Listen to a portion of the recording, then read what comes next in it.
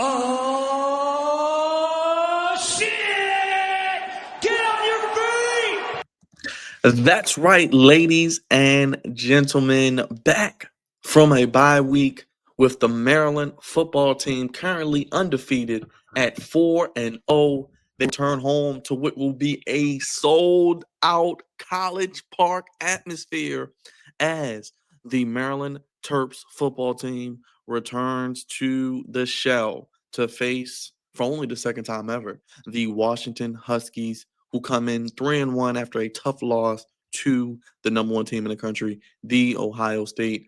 I am yours truly, God's favorite host. I cover Maryland football here in the Flex Zone podcast. We cover Maryland football here in the Flex Zone podcast, and we bring you pre-game previews and post-game shows, which we will be live for tomorrow after the Maryland Washington Showdown, which should be Maryland's toughest test yet. And we're excited for it. Make sure you subscribe to the channel if you are up, and make sure that you comment down below.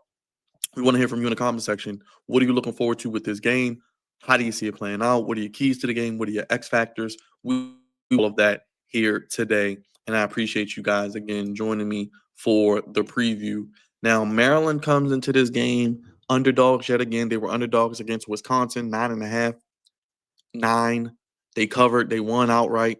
They come into this game 6.5-point underdogs with an over-under of 52.5 against the Washington Huskies, who did lose to Ohio State last week, but they hung around for most of the game.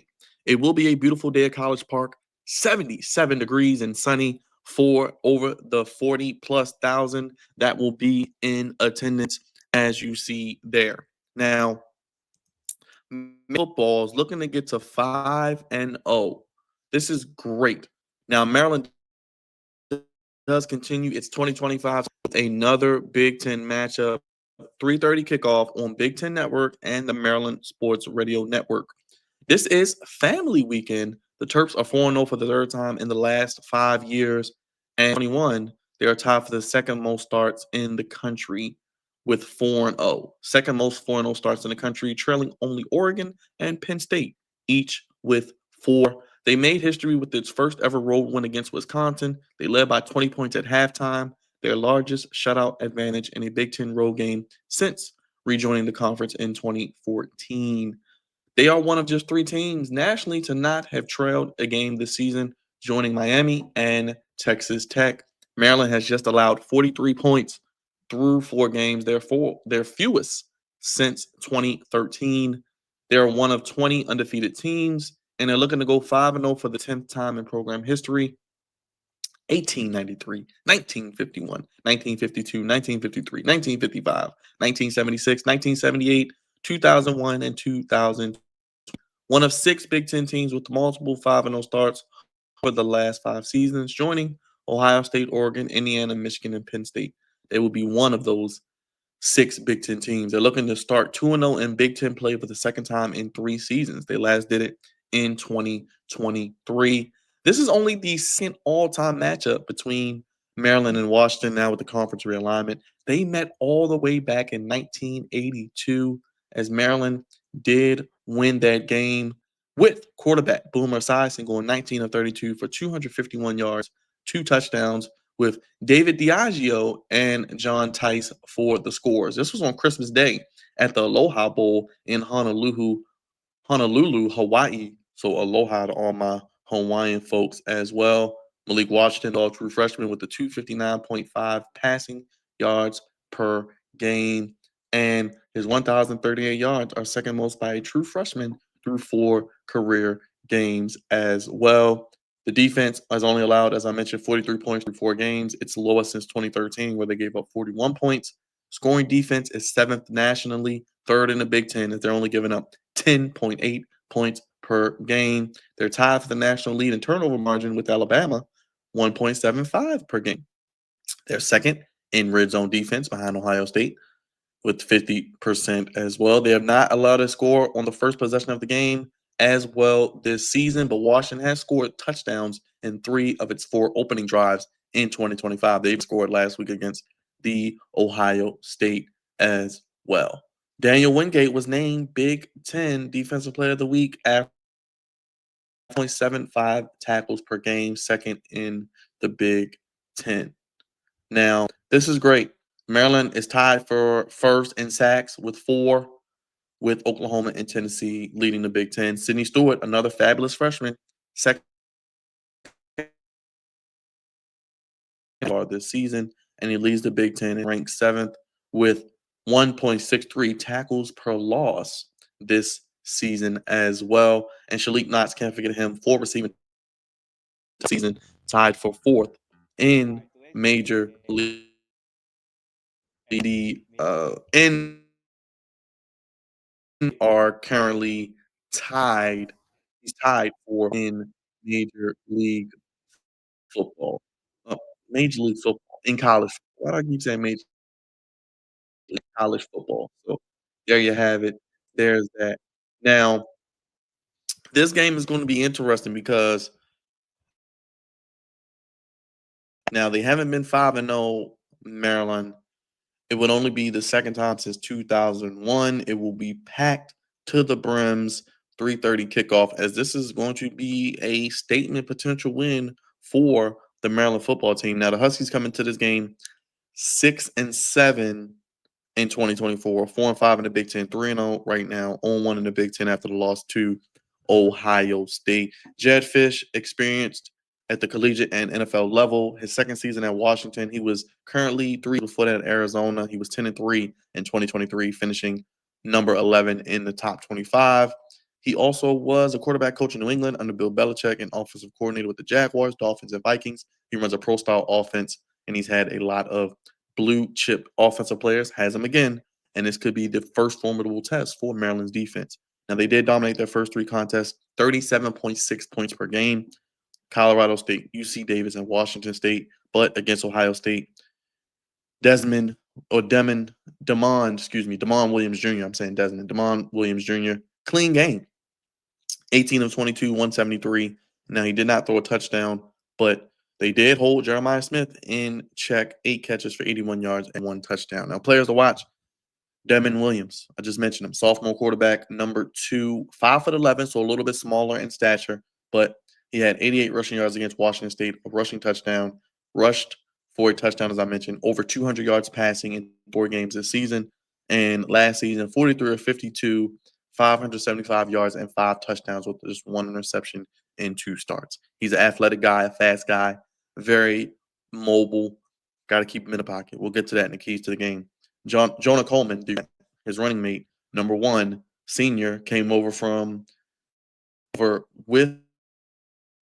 Arizona State in 2024, all Pac-12 honorable mention. 2026 draft conversations are starting about this brother. 1,053 yards and 10 touchdowns last season. And he's already been named Big Ten Co-Offensive Player of the Week as he had 5 touchdowns against UC Davis. Denzel Boston, junior wide receiver, number 12. He was a potential top 10 draft pick. Now he's the number 1 option right now for this team. He's an X-receiver, 6'4", 210, 275 yards and 3 touchdowns. Big time frame, body control, very deceptive speed, and a matchup nightmare for the Ravens. I mean, for the Terps. I'm saying Ravens. I got a lot of football and sports on our brain. You guys know all the stuff we cover on this channel. Alex McLaughlin, the junior safety, number 12. He came from Northern Arizona in January, and he has 2 interceptions against Washington State. 1 was returned 47 yards for a touchdown. And against Ohio State, had a career high 13 tackles as well. This team is good on downs. They lead the conference with a 60.9% conversion rate. That is really good. Now, defensively, they don't get a lot of sacks. 11th in the conference with 9 sacks. They're bottom 4 in tackles for loss with 18. Indiana leads the conference with 49. This could allow Maryland to have some opportunities down in the passing game and the running game as well. This could be the biggest stakes game for Maryland. This is probably the biggest home game with hype since Ohio State in 2022 and Michigan and Penn State in 2023. Now, Mike Locksley, the promotion, there could be a tease of potential new uniforms. There are things that are going to be popping. Recruits are going to be there, family and friends weekend, and it's going to be very interesting as well.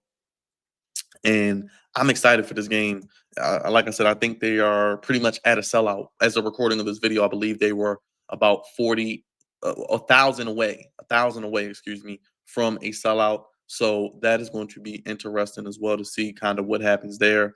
But yeah, it's going to be interesting to see because I am looking forward to seeing of the stadium to see what is considered a sellout there.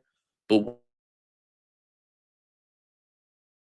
1,000 tickets left, so they are pretty much, sold out. So that is going to be great to see, and a lot of guys visiting this weekend, and a lot of recruits as well. So there you have it as well, and we have the remaining inventory. Like I said, they're about 1,000 tickets short as to the um, yeah, as you can see, the not many left. You can see versus Washington, not many tickets left. As you can see here, it's pretty much it's pretty much going to be a sellout. As you can see, it's going to be it's going to be a sellout. It's going to be a lot of people in the building. We're going to be looking at over 40, damn near 50.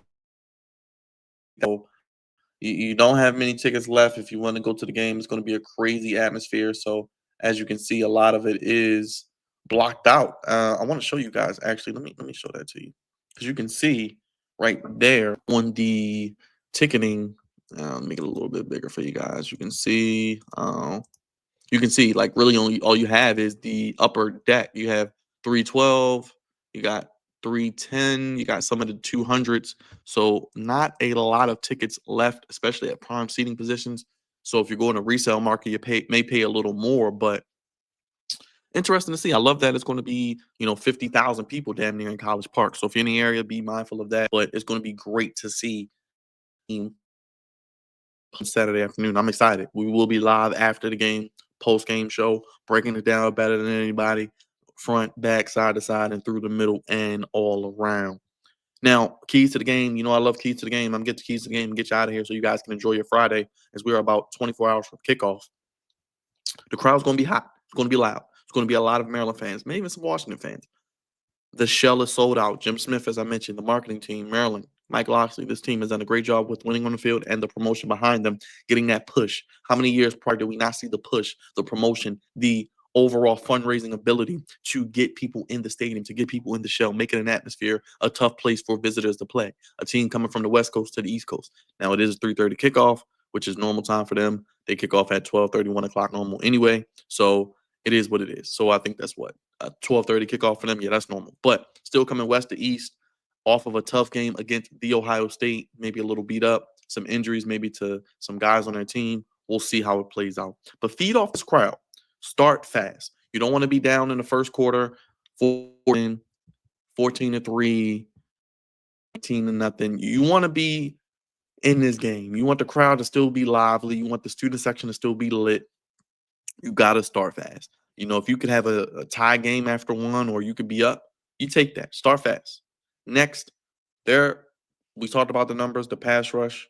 I think it's a little better than the numbers indicate, but defensively, they got a chance to get after Malik. Now, offensively, this is the biggest test for the offensive line. Protect Malik Washington. No sacks. Keep him upright. Next, we've been talking about it each week. Find a way to run the ball. Find a running game. You don't have to rush for 200 yards. You don't even have to rush for 100 yards, but find a running game when you need to most. You may only get 2 or 3 yards a carry early on, but keep consistent. Pep Hamilton, continue to integrate the run. Continue to integrate various types of runs, and then use play action. Use a little bit of the RPO game and let Malik work after that.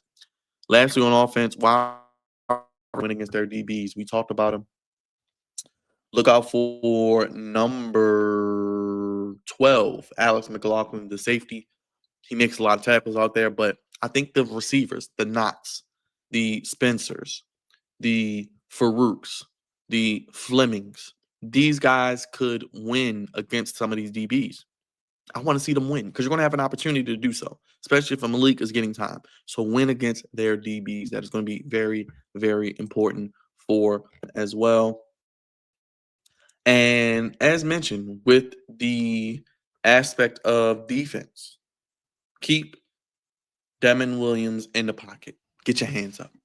Get your jazzy hands together. Get your, active hands together. I like to call him because he's a little shorter. He's on the smaller end. Reminds me of a Kyler Murray type. Get your hands up. If you can't get there to him, because he's athletic, he's fast. Get your hands up. Get your hands up, knock the ball away. Make him have to throw through tighter windows and have to use different arm angles to throw the football. Get your hands up. He's only 5'11", so you got to get after him. He's very athletic. He's quick as a hiccup. You have to get your hands up if you can't get to him. Keep him in the pocket. Don't let him run around, get free, break contain. Keep him in the pocket and get your hands up if you don't get to him. On top of that, create pressure to force mistakes. We talked about Stewart. We talked about Mathis. We talked about Wingate. A lot of guys on this D-line are doing really, really well. Now, with pressure against a mobile quarterback, it's not always getting there to the quarterback or any quarterback, not even just a mobile quarterback.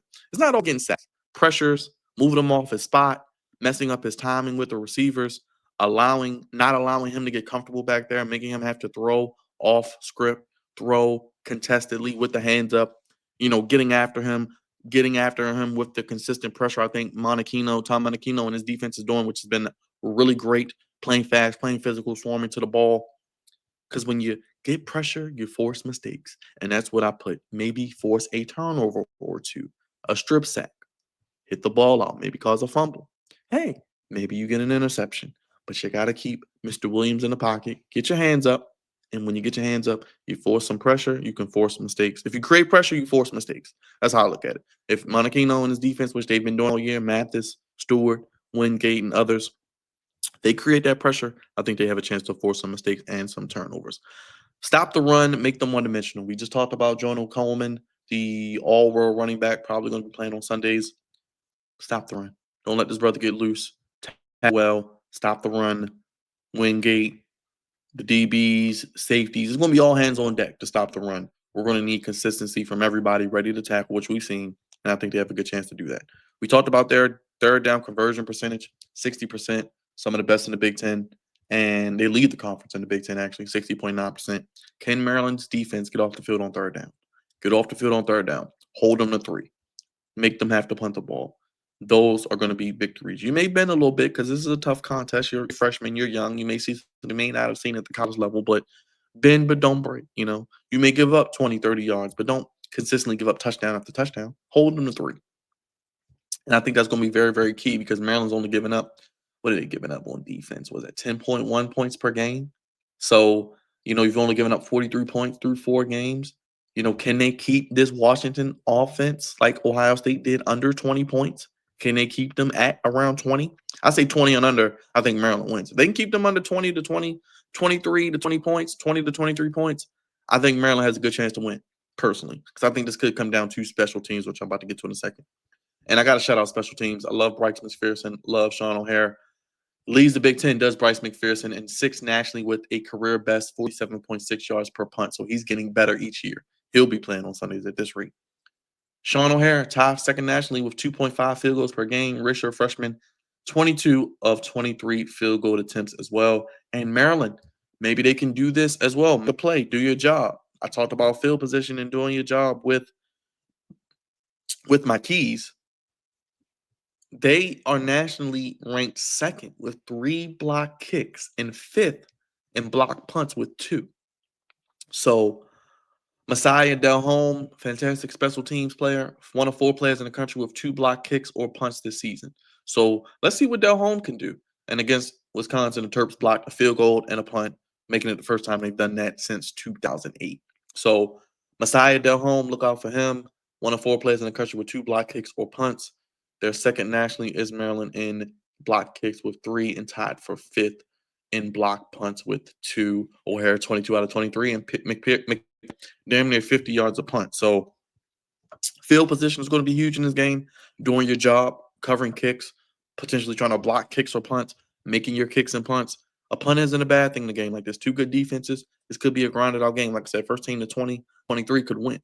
So after Maryland wins, I actually think they win on a game-winning field goal by Sean O'Hare, a walk-off, sends the crowd home crazy. I don't know if they'll storm the field, but this is going to be a tight nip-and-tuck game. You don't want to make that mistake. You want to force them into that mistake. You got to be focused in all phases. No self-inflicted. They can't go out there and go crazy with the penalties. They've done a really good job this year with that so far. I'm holding my breath. I'm knocking on wood that they will continue to do so there as well. I think Maryland wins 26-23. Maryland does enough on defense, gets a costly forces a timely turnover. Washington with a costly mistake on the road. The crowd will aid that. Malik Washington will play well enough, not make the crucial mistake. They'll run the ball enough, make their kicks when they have the opportunities, and score when needed. But I can see a lot of field goals going back and forth. I think Maryland wins 26-23, gets to 5-0 with Nebraska coming to the show next week. Now, yeah, with Nebraska coming in, you want to win at least one out of these next. I said it in my preview when I did the breakdown. If you guys haven't checked that out, check it out. I said they could go 5-1. I said they can go 5-1 to start. Now 6-0 may be a little out there, but I say 5-1 start. If they start 3-0, win at Wisconsin, get Washington, Nebraska at home, they can win one out of two. You're looking at 5-1 through your first six. All you got to do is win one more game to get bowl eligible. And I think that is extremely doable. I said they could get at least 6 wins this year, 6-6. They win tomorrow, they will be on track to do so. But I am looking for them to get a big time win tomorrow. And I think they'll get it done. I think they definitely cover the spread. 6.5 points. The 9 in Wisconsin was too high. I'd sprinkle some money on Maryland. I'd put faith in the Terps to get at least to that because I don't think if they lose, I think it's because they fold under the pressure as freshmen, turn the ball over, play a little sloppy. But having a week off, extra week of preparation, rest, recovery, rejuvenation. Oxley seems to have this team's ear. He's coaching well. The coordinators are doing a hell of a job.